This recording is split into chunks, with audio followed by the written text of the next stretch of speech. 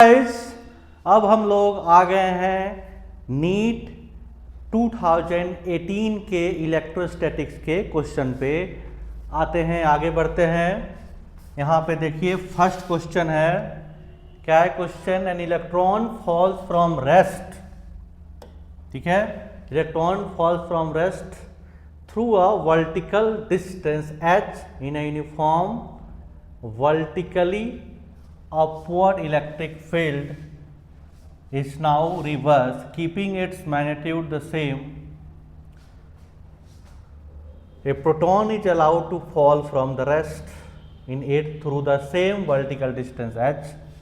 ठीक है, क्वेश्चन पे आते हैं सीधे। क्या है क्वेश्चन कि आपके पास वर्टिकल इलेक्ट्रिक फील्ड है। देखिए ये आपका कैपेसिटर है, ठीक है, और इसमें क्या है, पहले इलेक्ट्रिक फील्ड ऊपर की तरफ है, ठीक है। अब आपको पता है कि इलेक्ट्रिक फील्ड की वजह से क्या होता है, फोर्स लगेगा क्यू ई, और अगर फोर्स लगेगा तो आप एक्सेलरेशन निकाल सकते हैं एफ अपॉन एम से। तो ये क्या हो जाएगा, Q E upon M. Question में कहा गया है कि ये जो डिस्टेंस है ये h है और रेस्ट से छोड़ा गया है, ठीक है, चाहे इलेक्ट्रॉन हो चाहे प्रोटॉन। कहाँ से छोड़ा गया, रेस्ट से।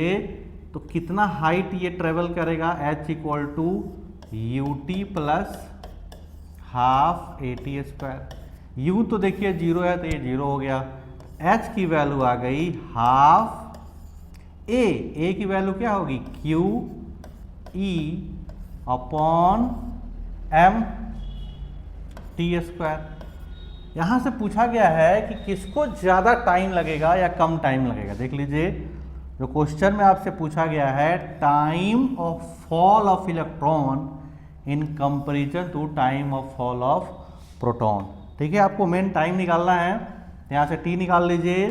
t की वैल्यू क्या आ जाएगी, क्या आ गया, 2h m upon Q E, ठीक है, और इसका अंडर रूट।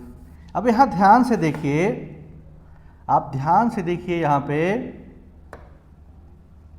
क्या है, h कांस्टेंट हो गया, इलेक्ट्रॉन और प्रोटॉन के लिए दोनों के लिए सेम हाइट है, ठीक है। इलेक्ट्रॉन और प्रोटॉन पे Q सेम है, मतलब Q भी सेम हो गया।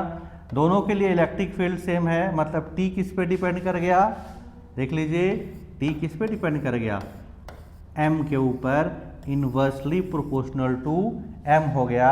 और आपको पता है कि mass of electron is smaller then mass of proton.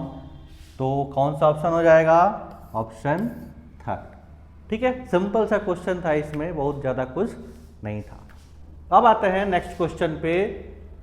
Next question क्या है, देखिए क्वेश्चन कहा गया, electrostatic force between the metal plates of an isolated parallel plate capacitor C having charge Q and area A is, ठीक है। किस चीज के बारे में आपसे पूछा जा रहा है, इलेक्ट्रोस्टैटिक फोर्स के बारे में पूछा जा रहा है। और आपको पता है कि फील्ड दो प्लेट के बीच, प्लेट की वजह से क्या होगा, फोर्स। अगर आपके पास ये दो प्लेट है, ये मान लीजिए दो प्लेट है, ठीक है। अब मान लीजिए इस पे एक पे चार्ज Q है।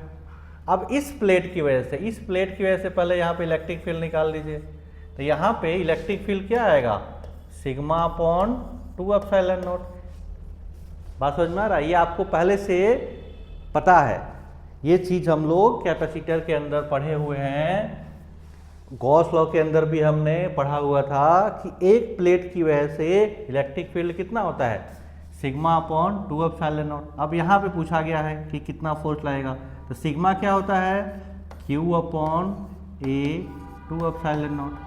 अब E की वैल्यू क्या आ गई, E की वैल्यू आ गई आपकी Q upon 2A epsilon not.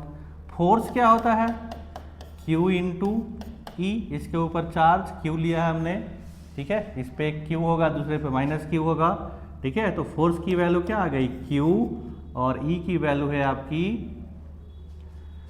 आपने अभी निकाली यहाँ पे Q upon A 2 epsilon not. तो यहाँ से F की वैल्यू क्या आ गई, Q square upon 2A epsilon not. अब यहाँ देखिए, इसमें क्वेश्चन में कहा गया फर्स्ट ऑप्शन में independent of the distance between the plates. देख लीजिए फोर्स क्या है, इसमें कहीं भी इसके बीच का डिस्टेंस, ये जो आप इसके बीच का डिस्टेंस डी लेते हैं वो कहीं भी नहीं आ रहा है।